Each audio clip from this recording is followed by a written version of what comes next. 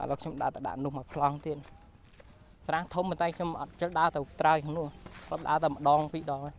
ខ្ញុំមកបកស្រះប្រហែលដងដែរធ្លាប់បានម្ដងដែរតែសារឡូវវាសុខខាំត្រីស្ងាត់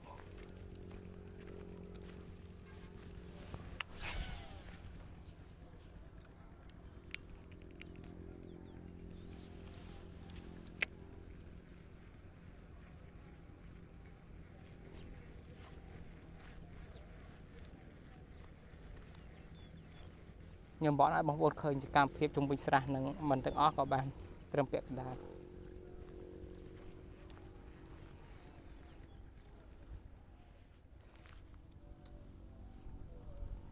ក៏ពិតដីគេទុកតនេចោលច្រើនបងប្អូនដីធ្វើពិបាកធ្វើស្រែដីប្រភេទដីរឹងដែរហើយគេអត់ធ្វើព្រោះអានេះវាចាន់บอกគេលក់ដីធ្វើលក្ខណៈថាលក់ដីទៅចាន់គាត់ទិញ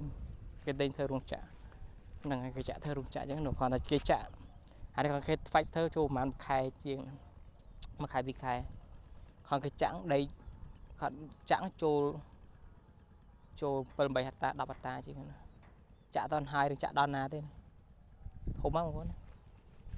បងប្អូនខ្ញុំថានិយាយសាំតប៉ែនិយាយច្រើនណាបងអត់ទេបងប្អូននេះខ្ញុំនិយាយគាត់ណាបងប្អូនដឹងពីសកម្មភាពឬការរស់នៅសប្តាហ៍ថ្ងៃមានអីខ្លះណាអញ្ចឹងអានេះខ្ញុំគាត់សកម្មភាពខ្ញុំមិនបកត្រីទេប៉ុន្តែឃើញវាខាំមិនចេះនិយាយលេងទៅ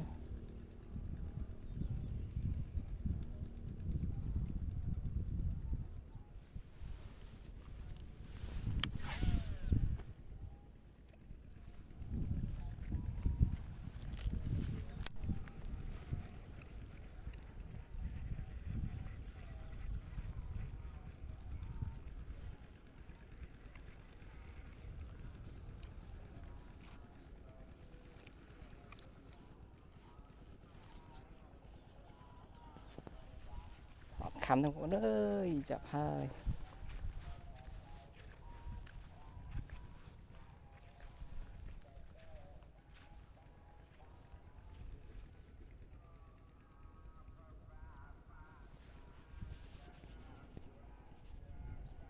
តោះខ្ញុំសុំស្កប់វីដេអូប៉ុណ្ណឹងសិន